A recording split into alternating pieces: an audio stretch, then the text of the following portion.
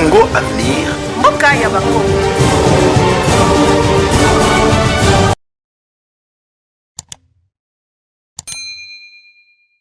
Tolanda qui expert moko koloba ete depuis projet à 145 territoires et na guichet unique ba société bebo ba créer pe ba ONG et comme pe belé boti pona ba kokota na kopo.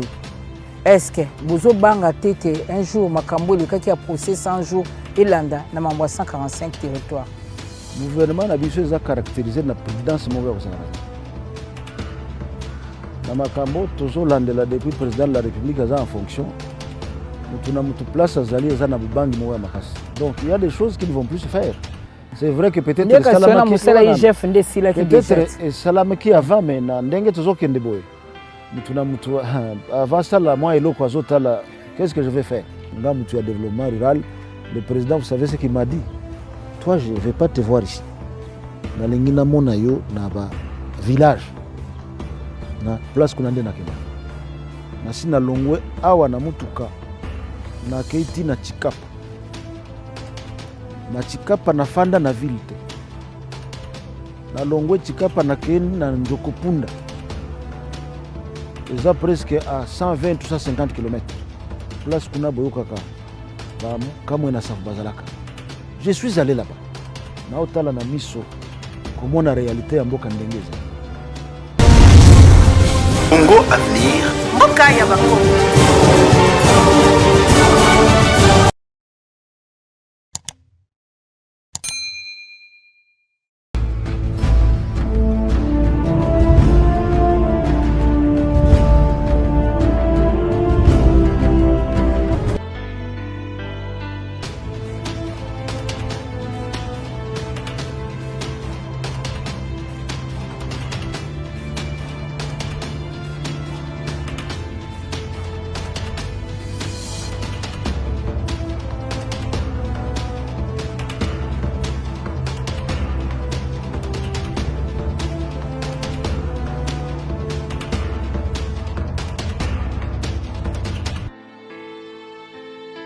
Batata ba mama balandi ya masolo ya équipe nationale mbote na bino ba ebozwami ebele liboso bitando na bino bike po landa masolo ya motu ya oyo biso toyelaka bino bana mboka bakenda sango bao basaka mosala na bango ndenge esengeli bongo ndenge générique etalisi bino na bilili boye ba ete toyambi lelo mpona bino mwana mboka François Rubota Masumbuko wazali bongo ministre d'État na oyo etali développement rural soki tokokolo bango na lingala ya lokola makambo ya ntombwana ya bituka na biso kasi azali pe moko oyo aponami na ville ya Uvira na Sud Kivu moko ya ba député national na biso. Mais lelo toyambie mingi po abetela biso lisolo parce que sali bongo sanza zomi na mibale to zomi na misato to ba une année na mwa ndambo mikolo depuis aza ko occuper ba fonction ya ministre d'État na o etali bongo développement rural équipe nationale au grand complet maman Solange Kwali na antenne ndeko Zulu na Canal Kin papa Nkoy Batimba na RTNC pengai moko molobe na bino na CMBDJ topesi bino mbote pe topesi yo ministre d'État mbote mingi mama Sylvie na ba journaliste nyonso boza na bango topesi bino mbote pe lisusu. Excellence François Rubota motuna ya mbwe kozala ete mboka eza na bitumba tokobomba yango te gouvernement na bino à travers réunion ya conseil ya défense oyo mokonza mboka a président ki mokolo ya vendredi na kanisa bobomba ki te pona koloba ete moko ba voisin pona ko citer te Rwanda ezo armée bongo groupe armé oyo bisanso toyebi na kombo M23 ya solo zali député national oza na mandat na yo eza kaka na mwa pause moko ba acteur politique oyo ozwami na Grand Kivu kaka toloba réaction no ezali nini na makambo ezoleka na est ya mboka na biso. Merci mama na motuna na yo ekutani na makambo ezeleka na mboka na biso na est, plus spécifiquement na Nord Kivu. Nakanisi olandaki communiqué ya gouvernement congolais oyo epesamaki na porte-parole ya gouvernement Patrick Muyaya. Donc nakozala lisusu na réaction mususu te. Réaction nanga en tant que membre ya gouvernement eza réaction oyo porte-parole ya gouvernement alekisaki et puis oyo bino nyonso bolandaki. Commentaire mususu nakosala te parce que naza membre ya gouvernement. Position nangai eza kaka position oyo ya gouvernement congolais elandani na makambo oyo ezoleka na kati ya mboka na biso, surtout na est ya mboka. Même en tant qu'élu à Uvira, réaction péalité. Naza élu sikoyo te. Naza membre ya gouvernement ya République démocratique du Congo. Nakozala na deux points de vue te. Point de vue nangai eza kaka oyo ya gouvernement congolais oyo déjà Patrick Muyaya alobaki na ba mesure nyonso oyo alobaki. Likambo te, mais motuna yambo lelo mboka na bitumba yo ozali bongo ministre otali bongo développement rural, c'est-à-dire ozobundela po te développement kende na babituka na biso. Na moment oyo RDC na mboka lokwa Ituri état de siège ezali, na mboka lokwa Nord Kivu état de siège ezali, bitumba pe ezali.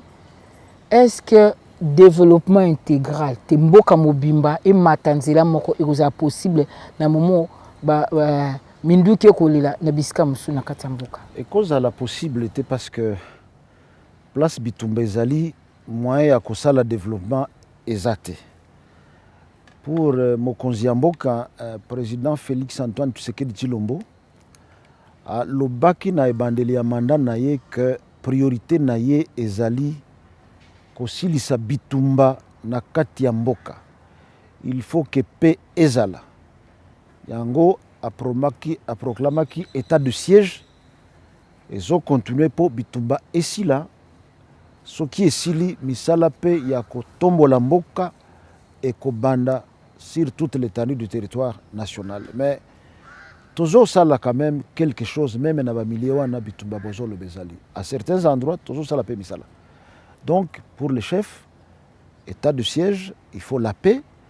Bisopé to sala misala toujours accompagner pour paix ezala na kati ya mboka mobimba. Mais on a koba ki ça.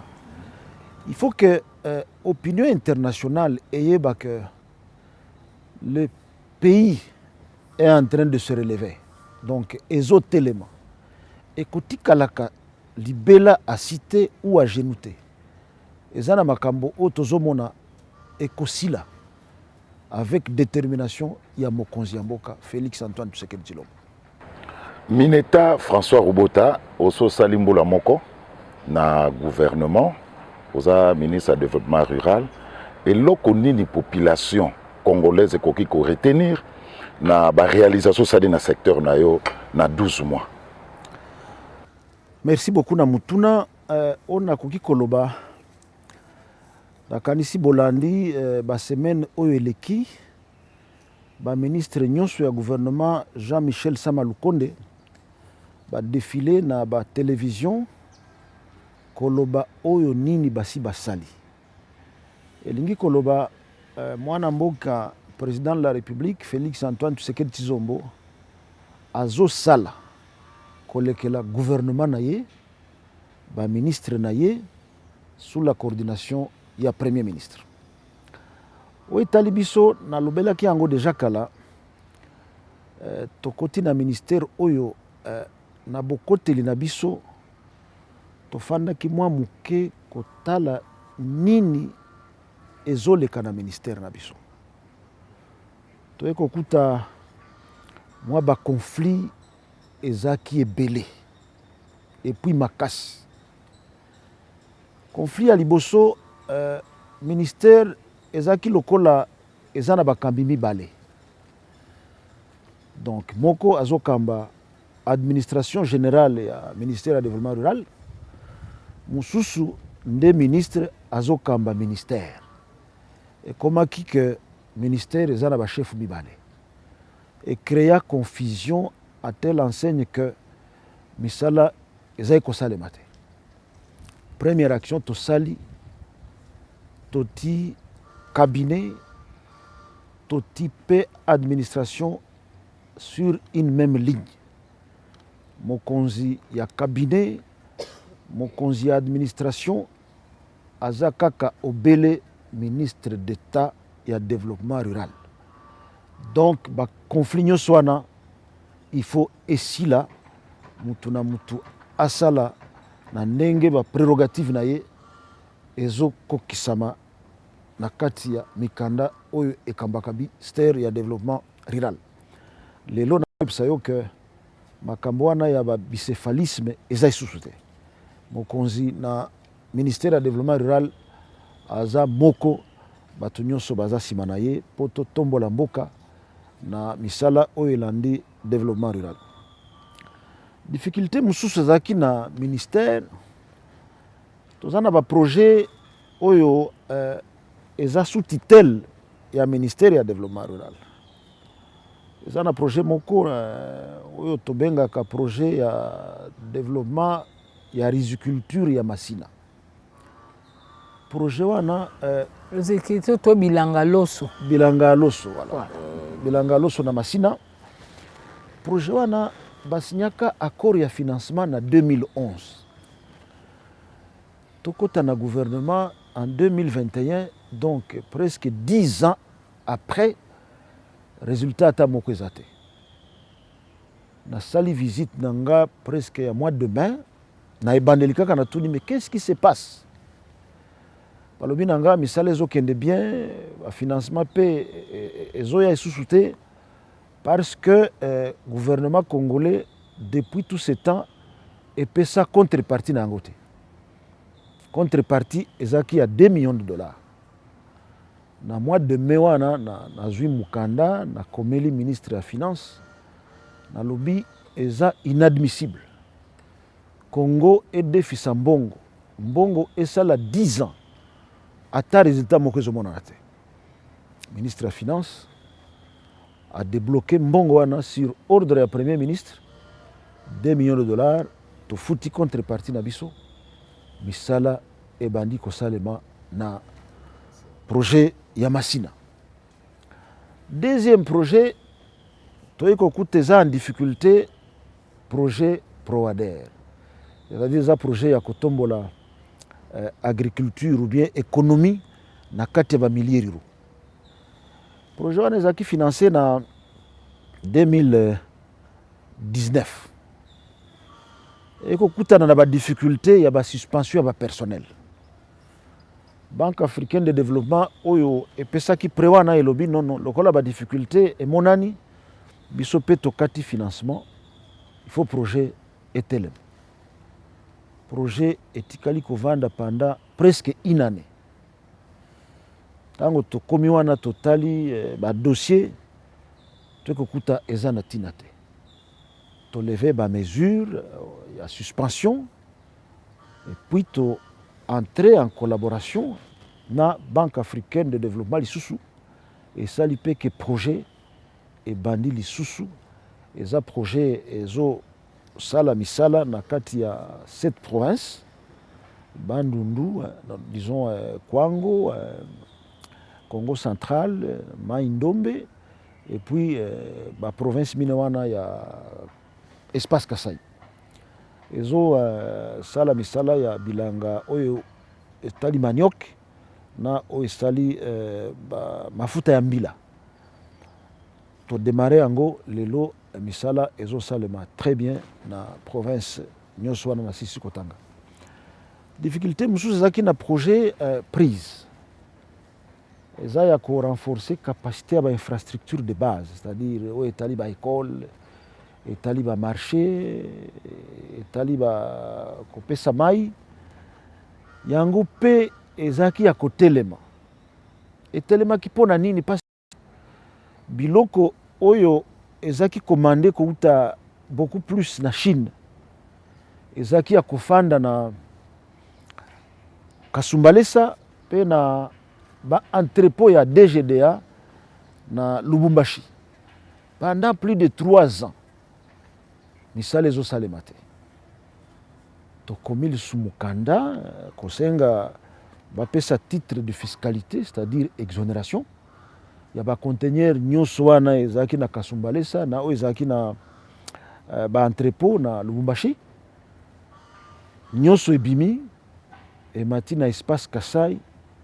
Misala ebandi na ebite soki bolandaki na kendaki na espace wana totali ndenge misala ya kobongisa mai po bato babandobela mai ya kitoko ezosalema toke mpe kotala régie des eaux ndenge nini tozomatisa possibilité ya koapprovisionner ville ya Bujimai na mai nyonso wana tosali misala nyonso wana ezosalema à partir ya gouvernement Sama Lukonde, Premier ministre, sous impulsion de Félix Antoine Tshisekedi Tshilombo, président de la République, chef de l'État. Donc, ça est belé, demandez au Sala.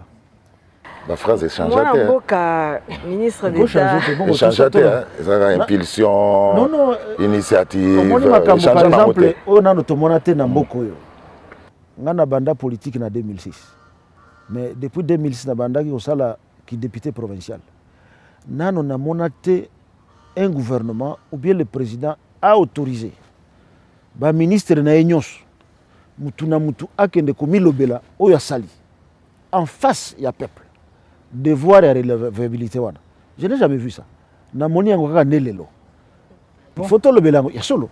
Nano na monaté après suka ante batambo sa micro. Yoka nano po peuple nde moto azana loba suka. O tozoloba ba ministre nyokso baleki na ba chaîne ya télévision ngape na leki koloba oyo tosali pour dire quoi? Non seulement que le président azo surveiller biso, premier ministre azo contrôler biso, peuple pe azwa possibilité ya koyoka otosali a apprécier pe ako pesa pe sanction lors ya ba élection koya. To lundi on a boké bi mwana mboka ministre d'État Rubota ngana engina lobana likambo mususu ekosala mwa ba mbilinga ebele eza makambo ya 145 territoires tango balansaka yango kuna na ngambo ya Grand Bandundu tomonaka ezalaki ministère na yo nde ezalaki penza liboso makasi lelo oyo mutune ezali koluka koyeba mission nini oyo yo tikali na mpo toyebi eza deja ya mwa kopanzana ministère ya plan pe koti wana na kati yo po tikali wana na kati toyebi ke ba ministère ebele peza infrastructure aménagement mais tongi toyeba na o etali développement rural po toyebi ete tant bakoloba développement rural eza développement na base tant bakoloba territoire eza développement na base lelo yo o bamonaki ke ministère na onde ekosimba makambo wana otikali penza na mission nini na kati ya makambo matali 145 territoires. Maman, nayoki lobi nungu. Moi chevauchement hein na lobano na lopoto tant. Habité nungu ana oyoki yango wapi ou bien moni yango wapi. Makanisi chaque gouvernement ezaka organisé. Président de la République atambolaki pe na mboka biso pe totambolaki avec kozwa vision ya ko développer mboka na biso à partir de la base et il a raison parce que nakini awa peut-être bino bomona kaka ba boulevard du 30 juin ou bien boulevard Lumumba ou bien quelques immeubles qui poussent bozaka na réalité ya mboka te le chef a cette réalité ngapé naza na réalité wana parce que na tamboli déjà ba province belé au fin fond na balabala te mais na koti pe na kati naza na réalité ya mboka na biso ndenge ezali alors président azwi vision wana ya kotalela makambo oyo à partir ya base po emataka likolo alors programme ya 145 territoire eza wana na kati na mboka na biso problème ezalaka baide ezali mais mise en œuvre ekreaka problème lokolo eza programme munene il fallait toper sango organisation mususu. Organisation, d'ailleurs vendredi ici koleka, to discuter projet d'ordonnance. Et ça la organisation, il y a mise en œuvre, il y a programme, il y a 145 territoires. Et ça, il y a 3 comités. Comité à Liboso, et ça comité de pilotage politique. Et ça dirigé le président de la République, ministère du développement rural, et ça membre du comité. Deuxième comité, et ça comité de pilotage stratégique. Et ça le premier ministre, président de la République qui préside ça aussi. Mais développement rural est zappé membre. Là où ça devient intéressant, c'est un comité opérationnel national. Donc, opérationnel national. Ils ont présidé le ministre du Plan, avec comme vice-président le ministère du développement rural. Voilà, par Nabiso, Nakati a mise en œuvre. Il y a programme, il y a développement, il y a 145 territoires. Pourquoi ministère et plan? Ministère et plan, il y a un mécanisme où il y a le développement en Mboka. Donc, projet Nyoso, il faut un programme national où il y a développement. Il y a un qui suivre. Il y a un ministère d'exécution. Il y a un comité opérationnel national. Naza vice-président. Donc lui, il y a le plan, il y a développement en Boka, il présidé, Ngamutu nazo la mise en œuvre, Naza vice-président. Donc par Nabiso, ou bien contribution Nabiso, na participation Nabiso, na kati ya mise en œuvre, il y a programme, il y a développement 145 territoires et Fandiwan. Siko, territoire moko, ce qui est sécurité, excellence, à cause de Misolo Boni. Territoire comment vous prévoir enveloppe et abonné budget zandingini tout le bandingana. Ce que ça sécurité. Non, écoutez, bisoto koloba le budget on 1 milliard point 1 milliard presque 1 milliard 66 1 milliard point 6 quelque chose comme ça. Donc des ce n'est pas une année. C'est pas une année, c'est sur presque 3 ans. Donc tout le beaucoup plus d'actions.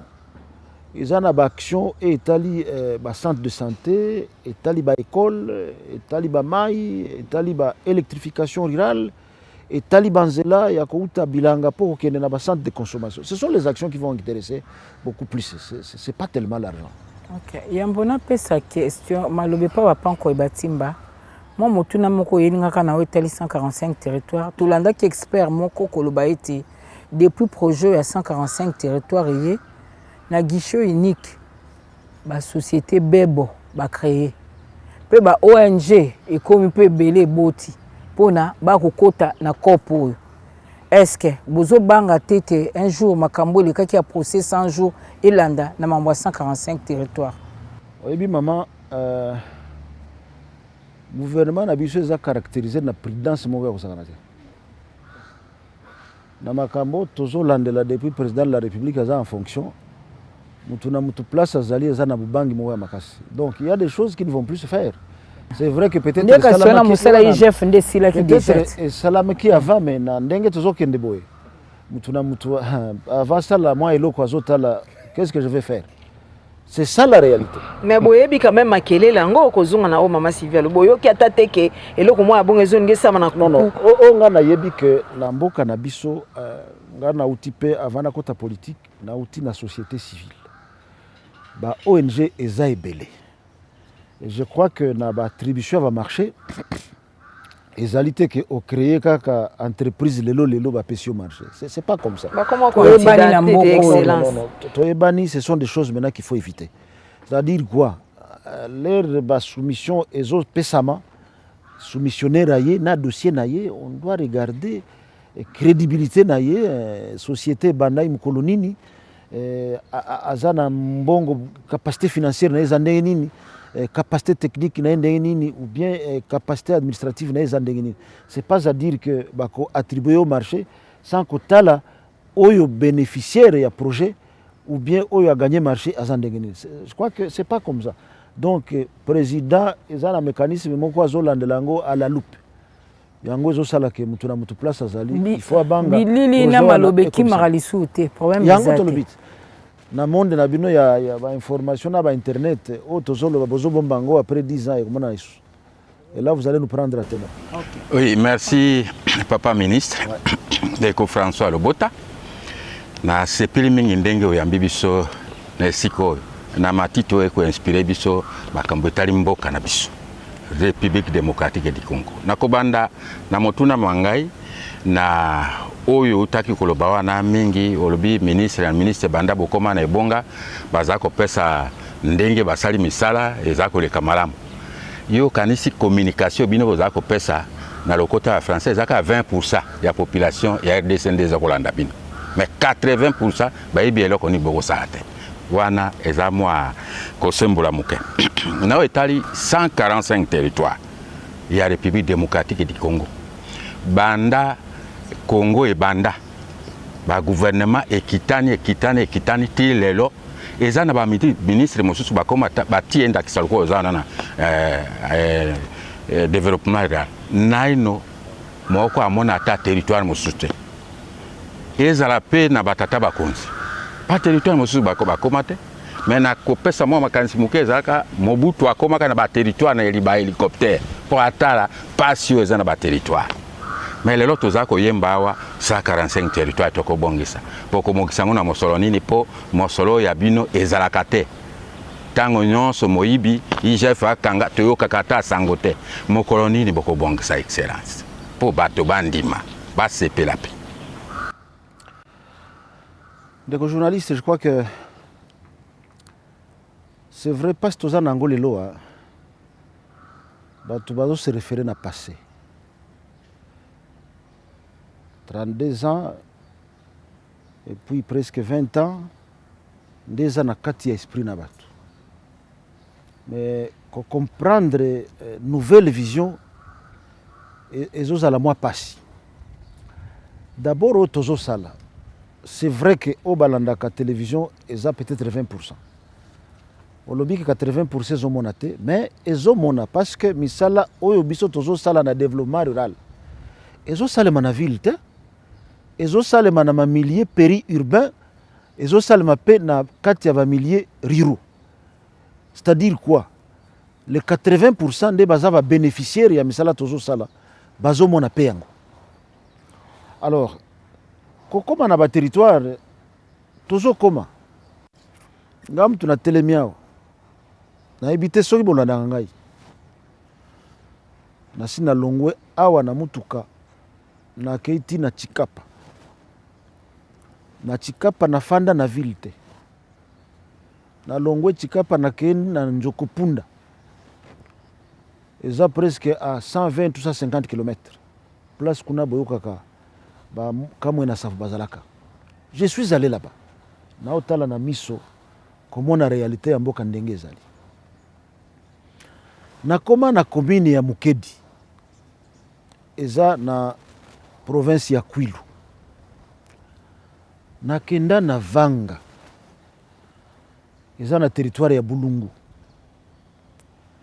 Dernièrement tozaki na Équateur to accompagnaki premier ministre amati kokende province ya Chwapa akota na ba territoire ngana tikala na Équateur na sali visite ya babilanga banzela bilanga ndenge ezo Salem ezaki na ba territoire na kendaki na Kasai espace Kasai na komaki na Bujimai na zui mutuka nazo kende Kananga c'est à peu près 240 km. Dans le cas de territoire, ça m'a pris une journée. Dans l'équipe de Kabaya Kamwanga, Tiko Koma na Kananga. Ça, c'est une route au Nazwaka. Nazakoleka ou bien Nazakoleka, Nazokitala. Parce que tout ça, la misala na ba territoire wana. Bakabaya Kamwanga, Toleki. Tangi yango deux fois, Tangi yango deux fois, bien sûr, il faut peut-être comprendre yango bien. Parce que ça va territoire. toka koma na kananga na ekolongwa isusu kananga na leki nzela mususu koleka lake Mukamba na zongi na Bujimayi na territoire na province ya Kasai Oriental na kenda na Miabi na kenda na Chimbombo. Tout ça ce sont des territoires pour l'histoire. Na kenda pe na Mongala na zwa mutuka kolongwa comment on appelle ça, Bumba tina Kisangani. J'ai passé la nuit na chef-lieu ya nani ya province ya Bazwele. Tout ça nazotala comme on a la réalité ndengezali. Alors misala nini ekobanda yango programme ya 145 territoires et bandit déjà, donc ils ont concerné ba territoire nyonso. Cela veut dire que depuis le gouvernement nyonso est le cas babandate, mais le président de la République a commencé na vision na yewana ya kobanda la territoire tamboli wana otangi bakabe aka mwanga banzela so tamboli gouvernement mutu esali yango to gouvernement banzela oui banzela nyonso tamboli wana babulungu wana bavanga oleki ba pont lwangi wana gouvernement ka mutu esali yango non ba pont lwangi esalamaki na gouvernement yote kasi po lobi ke eloko moko esalamaki te to olando na maloba na ba territoire place nga na visiter donc vraiment action publique oyo kolobaka kotombola milieu rural en tout cas mingi ezate depuis to banda RDC oyo nga na moni na expérience na nga moke onaza en tant que ministre de développement rural oyo ezomonana eza ba initiative privée eza mingi.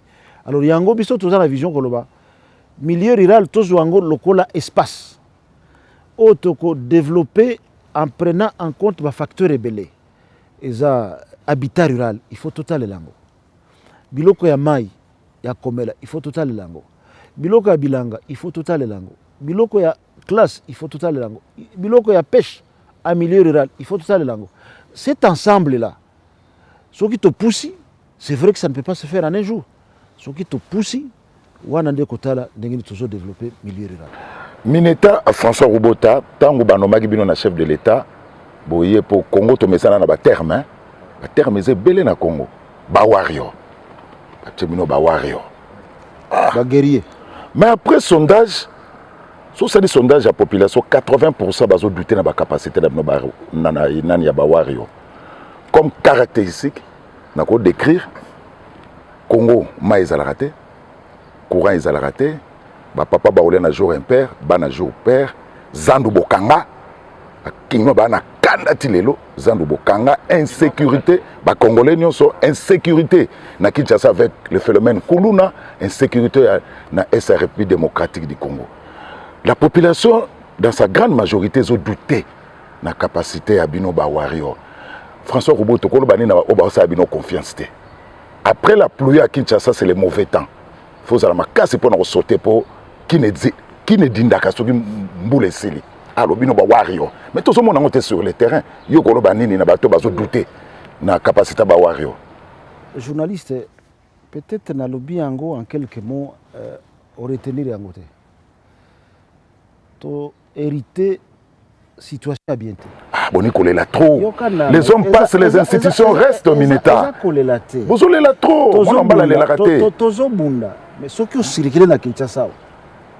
Ozo monate misale zo salama oye leki balabala. Tozo bundi sabakambo nozoloba. Oyo bakuluna na makambo mususu. Nalandaki notre ministre ya industrie. Na rapport na ye na mboka na biso presque 10 000 entreprises ou 10 000 industries si vous voulez. Mais l'autre tikali peut-être moins de 1000. Ils ont une situation banda depuis aérianisation, radicalisation, limité oyo balobaka limité industriel ezaki boité.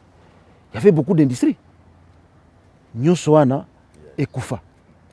Pillage. Lisusu toyeko koma na ba période mususu presque isolement diplomatique. Les pays ne rassurent pas.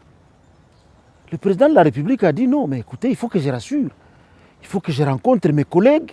Naïb Sabangono, nous avons une autre vision. Il y a qu'à développer le pays. Je vous rassure, venez investir. Ça demande un temps. Ce n'est pas du jour au lendemain que confiance est causale. Et Zozonga, très prochainement, zone économique spéciale et que se développer dans Baloukou. très prochainement vous allez komela ba coca produit ici à partir de espoir Mineta. Voilà, espoir. Mais besoin du concret. Excellent. Du concret sikoyo. Na epsi bino. Très prochainement bino ba journaliste nek vous allez. Ministre de l'Industrie a invité bino bokende na maluku bokende komona. Likambo exactement. Alors président azo assuré ba investisseur ba investir. Bozotanga chef de l'État. Chef de l'État azala tel rôle carapace azo bomba bino. Okoloba nini parce que nga avana yawa na tunaki pe mwa bato na binga nazo ko mission et pas ministre du développement rural babité wana muta ba discours kaka. Bazo botola e ba projet avant neka otalabo. Électricité en milieu électrification en milieu rural. Yango ne kei na serre avant neka bazo tal. Ba beta li solo ambisi na Namibia alors que ozana PM rue au saneloté. Nako bando continuer. Cantonnage manuel on a l'assistant qui lancé avec pompe na Kenge sous ministre sous premier ministre Ilunga Ilunkamba. Longue histoire et tellement lanzela. Yobe ba discours, ba bien comme ministre tondisa ba ton espoir. Ah bon? Gwana eza ba question à la tuni avant na yande ba pesinga yango. Nakanisi on se renseigner bien te. Oh. Ngam tu as ba action concrète ozolo ba ngana za tu as ba discours. Mais toi qui t'en as auto na ba périphérie ya ville. La semaine prochaine toko inaugurer toko pesa batu presque 10 stations ya mai ya komela awa na maluku pe na Nsela. Bonne fontaine. Eza système d'adduction d'eau propre. Na Niragongo kuna ngala utaki kuna na moni mai. Tika nazo pesa ba exemple. Bazo zelo pe kono ta forage na Niragongo. Semaine prochaine tuzokende awa kaka pembeni awa. Na maluku awa na Nsela.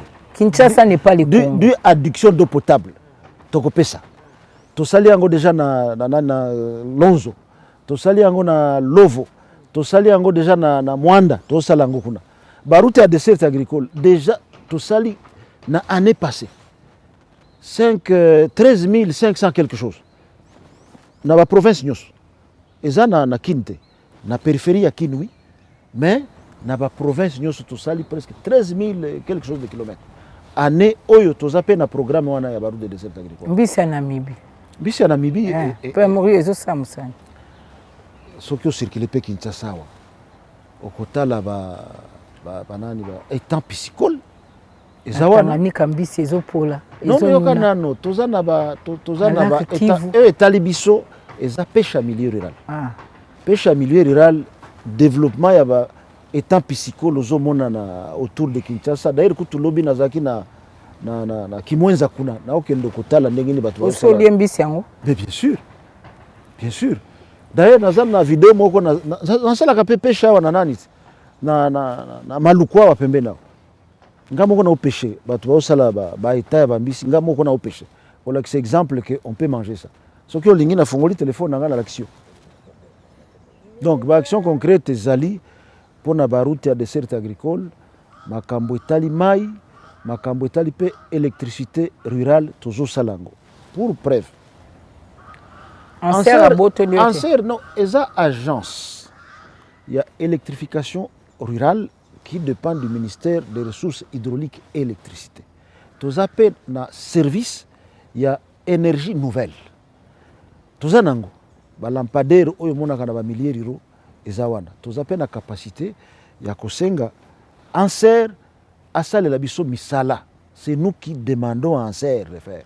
Et pour preuve, très prochainement Anser a kosala prolongement et à ligne et à alimentation en électricité na Sud Kivu, dans le village qu'on appelle Katogota, dans le village de Luvungi.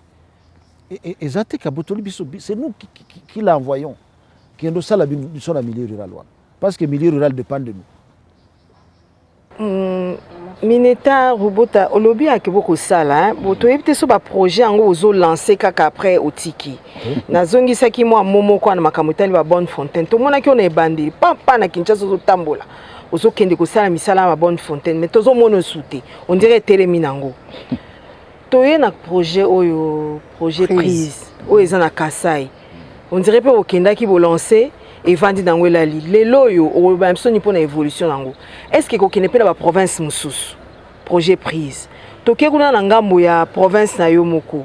Électrification ya Kamanyola, ya Uvira, okilobela ki yango me makambo on dirait so lobeli on apo keno pesi mukongo otiki yango yango moso yango momu te ko telema e komisela musala to éviter est-ce que ba projet ozo lancer ezo tambola ezo mata quand même bato bazo mona bilembo nango bien tikali nango bon ne balobaka bikeko ba monument kaka ezo évoluer te na ebisi bino sikoyo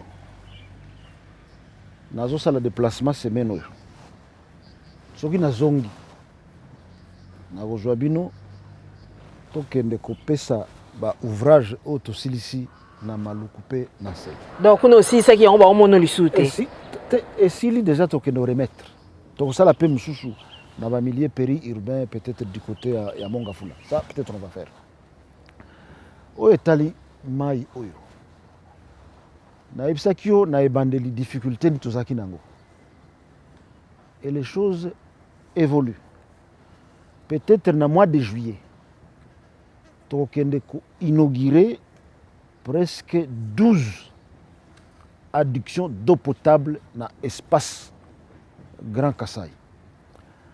Projet prise et kokende na ba province nyonso te parce que eza accompagnement il y a Banque africaine de développement dans l'espace centre. Parce que eza na ba partenaire mususu ba accompagnaka ba projet mususu na ba espace d'autres provinces. Donc projet wana ezo continuer très prochainement. Je vous prends un témoin. Tokokende ko inaugurer bato wana nomela mai ya propre. C'est-à-dire biso tozo kende ko lancer tozo tikate eza ba système wana ya kolobano o lancer au tikinono. Nous suivons de plus près. Naza ministre presque oyo afanda mingi na birote aza beaucoup plus sur terrain parce que ba action il faut esalement avec un suivi. Na masina na leka kuna balebele ba kotala yo eza seulement na nsele na maluku na leka kuna balebele na leka kape na Sud Kivu la même chose o nazolo ba électrification Kamanyola Uvira tout à fait ezo seulement il y avait qu'on appelle le terre ba otale là-haut hein pour 2023 kalaté nazo kende kuna déjà mardi oyo na memi ministre de l'agriculture parce que yebi plein de la Ruzizi eza pe grenier ya République démocratique du Congo. Parce que déjà, nous avons un programme volontariste agricole. Nous avons lancé programme ya saison Oezoya. Et au mois de septembre. Donc, maman, rassurez-vous, tout est kabilo côté. Donc, vous avez la penza, vous avez sengeli. Yoti alikolo nanga caméra. Otala oyo alobaki est-ce que zo salé. To yokane ndeko ministre nazongeli olisusu. Olobi likambo ya mai na courant. Eza likambo nene.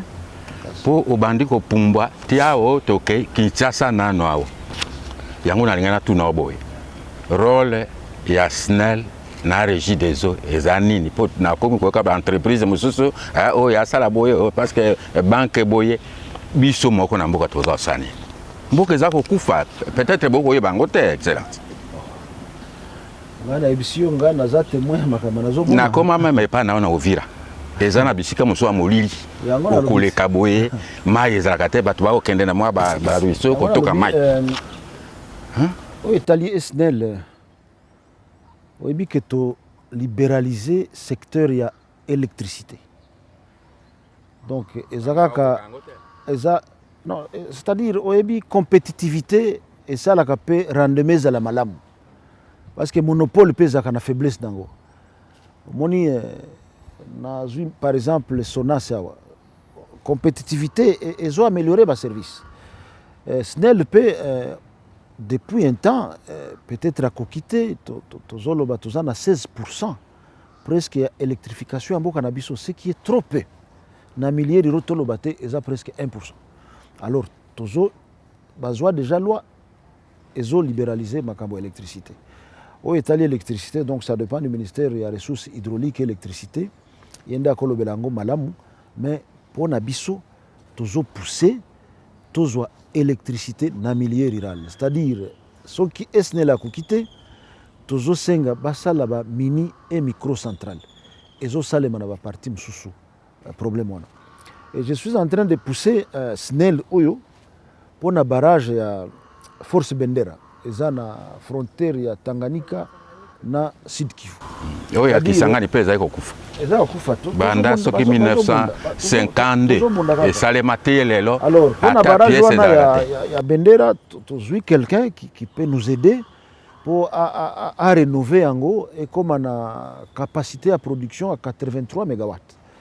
Alors, mégawatt wana soki déjà et comme nasuka, on va avoir une grande partie éco-alimentée ba milliers riro ya province ya Tanganyika na ba milliers riro ya province ya Sud Kivu ko banda territoire ya Fizi, les grandes agglomérations comme on a ouvert. On peut aller même plus loin, c'est-à-dire ce sont les efforts au tozo sala poto promouvoir l'économie rurale. Voilà, Mineta, bandi mutuna nga pasuka ngona nga la comprendre te. Développement rural eza aussi accès la population na mai na lotiliki na milliers ruraux. Mais comment expliquer na Bukangalonzo Kourezali mais na Kenge Kourezate. Na ngana comprendre kotona. Yasuka. Baja ministère na bino. Mona la ndako tango répondre na question liboso. Au nom na ministère de développement rural, il y a qu'un seul ministre, Tobo Itezayo. Mais babi on a secrétaire général Boloba na raté. Ya moto ni toloba est-ce que ça a solo poto kutana yo mo babi atabo kutani na escalier mutu na nzela na eza ya solo to alokuta. Wana nde situation ya kala. Onde situation to kutaka. Mais secrétaire général et administration, ministère du développement rural, il est chaque matin à 8h. Ngana komakawa na 7h30. 8h azaliawa. Ko échanger misala ya lobby le rendeni. Ya lelo ko le rendeni. Ya lobby pe ko le rendeni. Donc oyo situation zolo ba ya kala. Nde to kuta to régler yango. Il n'y a pas deux administrations, il n'y a qu'une seule administration. Et chef d'administration, nous sommes ministre ou en fonction. Donc, on se parle très bien, ça fonctionne bien. Je suis son chef, lui il est le responsable de l'administration de manière journalière. Donc, au Italie Bukangalonzo, je crois que le projet Bukangalonzo, de la difficulté nango jusqu'aujourd'hui, peut-être Nazana y a un problème. Et ce sont des choses qu'il faut éviter. Et pour moi, tant on a kotaki na ministère oyo nazwaka mukanda na komelaki directeur général ya SNEL na epsaki monsieur le directeur examiner possibilité na ba centrale na yonyo sozana yango comment oko alimenter ba milliers proches na centrale. Je lui ai écrit. C'est dans ce cadre nde ayeko pesanga réponse ya koalimenter Katogota na Luvungi avec possibilité de continuer ti Uvira. Azo analyser pe situation ya ba centrale mususu. Mais le grand problème c'est quoi? Eza ba centrale est datée avant 1960.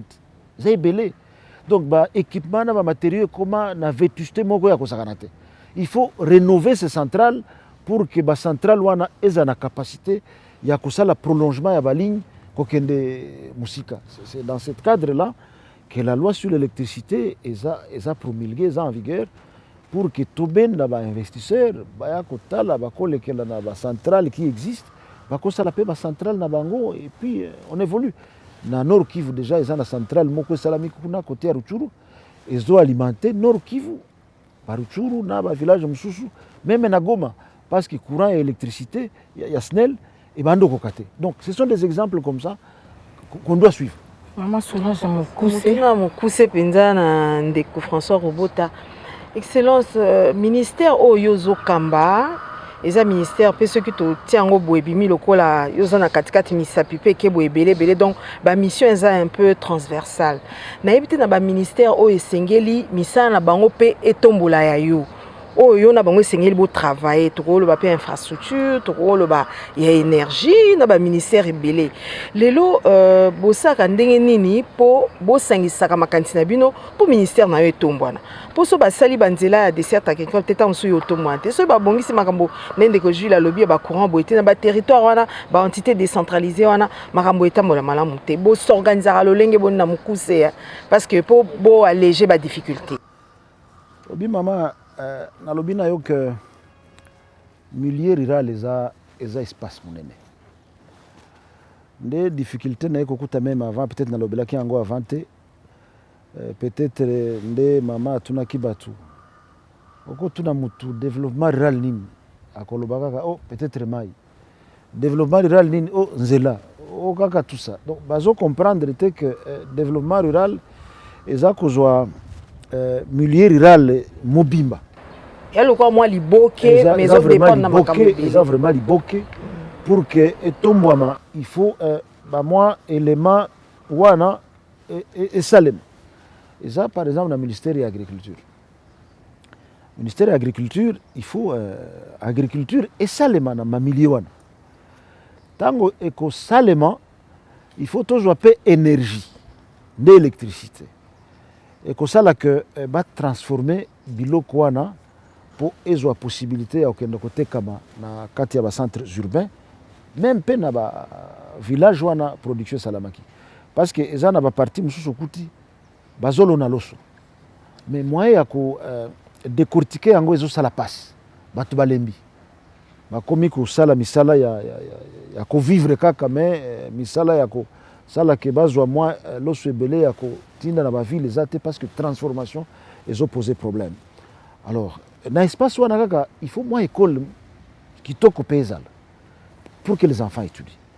Il faut mpe centre de santé mpe ezala. Donc makambo nyonso wana ezosalema mutu na secteur na ye bien sûr, mais au finish, et qu'on se retrouver dans un milieu qu'on appelle milieu rural. Donc, l'action a bien canalisé. Ils ont bien canalisé.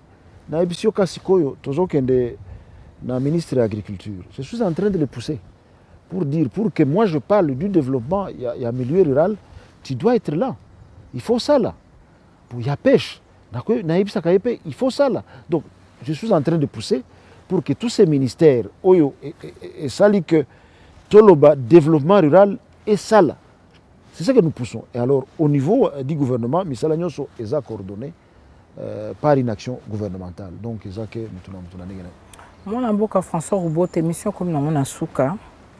Est-ce que Kulandisa Manyoso et Lubamia, vous avez que bilan, il y a chef de l'État et Rouvanda na ministère nao. Est-ce que vous avez Maman, nasi na ebisa pe chef de l'État ebi yango pe. Ngape na ebi yango. Est-ce que ebi ke so yo fouté so na intérêt wana bandimi ote. Nyoso bo sala eza na ka pamba. Est-ce que ebi yango? Maman, na ebisio na ebi yango. Parce que tango ngana kitaka awa omoni chaque jour, même le dimanche, même le samedi, okotinga na latibot. Nazo kende bazamba pour na responsabilité wana. Parce que je sais que même l'élection du chef en dépend. Et on dépend de la ville, et on dépend beaucoup plus de ma milieu rural. Alors, tous autres travailler pour que milieu rural se retrouve. Dans le tableau, tant peut-être résaté, je pouvais cotangue la yo territoire par territoire. On a coupé ça, c'est pour illustrer en gros problème. Natangeli yo territoire par territoire. Natangelio, village par village, axe routier entretenu, beaucoup de choses comme ça. Donc, misala tozo sala mama, responsabilité nazo reconnaître yango makasi et nazo mona que nazo mesurer hauteur, nazo mesurer poids.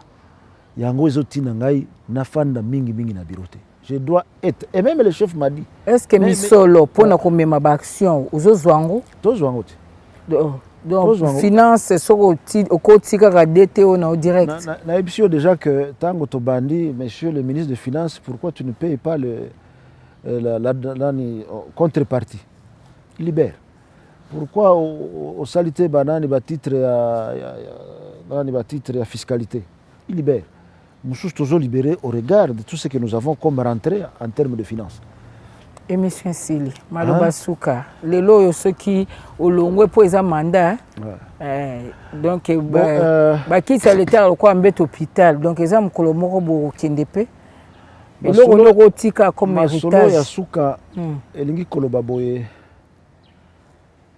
Depuis indépendance, ce qui est vrai, Belge batika biso na ba infrastructure, mais et béba au fur du temps.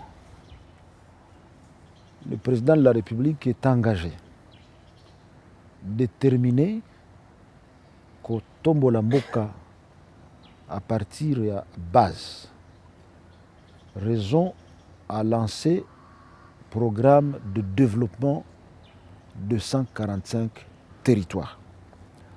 Eza et Bandeli. Balobana Lopoto, Paris n'a pas été construit en un jour. Qu'on donne au président de la République, en son gouvernement, le temps de travailler. Parce que le gouvernement travaille. Moi, Nabino, ministre d'État, il y a développement rural. Tozo comme place belé, batuba komate. Nazaki na Nord Kivu, na territoire ya Masisi. Côté Babengi Kirungu. C'est la première fois que mon autorité. Na Masisi. Na Masisi. Biso sonde to vanda to bi Masisi. Boyebi Masisi. Ah. Okoma na Kirungu déjà. Toyebi soki toyebi Masisi. Boyebi kaka na Kombo. Tokenda. Bokenda Masisi. Biso nyonso ndenge to vandia. Nayebi sio na Kirungu dans les fins fonds là-bas. C'est la première fois de voir une autorité durant 2 ministres d'État. Nakuti ba osala na bango ya ba élevage ya bangombe kitoko na ba culture ya ba pomme de terre. Na pesi bango na lobi non route de dessert agricole to sali awa. Il faut battre lango, ko battre lango, il faut planter ba arbre. Pembeni poso mbula ye e kendete. Na lero nazo ibisayo na enthousiasme oba zwaki pona komona ministre. Déjà na balabala wana basi bati banzete et ezokola avec le temps. Donc c'est ce que nous sommes en train de faire. Bandroit et belé nana ba mona autorité te tozokende nga mutu ya développement rural. Le président, vous savez ce qu'il m'a dit? Toi je vais pas te voir ici. Na lengina mona yo na ba village. Na place kunande na kenda. Très prochainement, tango na zongi tozokende déjà mardi. Tango na zonga na kwebisa bino tokende na ba périphérie kopesa ba addiction d'eau potable wana tosali et puis bobanda kolandela biso na bisi mama tia caméra likolo na ngai amona que nazolo ba pe nazolandela ba action matondi mingi na disponibilité na libako pesi biso poto solola makambo etali bongo presque une année na yo depuis oza kokamba ministère ya développement rural. Bandeko balandi ya masolo ya équipe nationale to suki bongo na ministre d'État François Rubota ou azali bongo ministre ya kokamba développement rural bino moko bolandi redevabilité sengeli le kaka na lopoto te parce que 80% ya mboka na biso lopoto eza makambo nete esengeli action ya gouvernement eyo kanapé na lingala oyo elobamaka partout même la langue des armées ya mboka na biso. Matondi na mwa bolanda biso nde tokutana mikomizali koya soki nzamba sungi.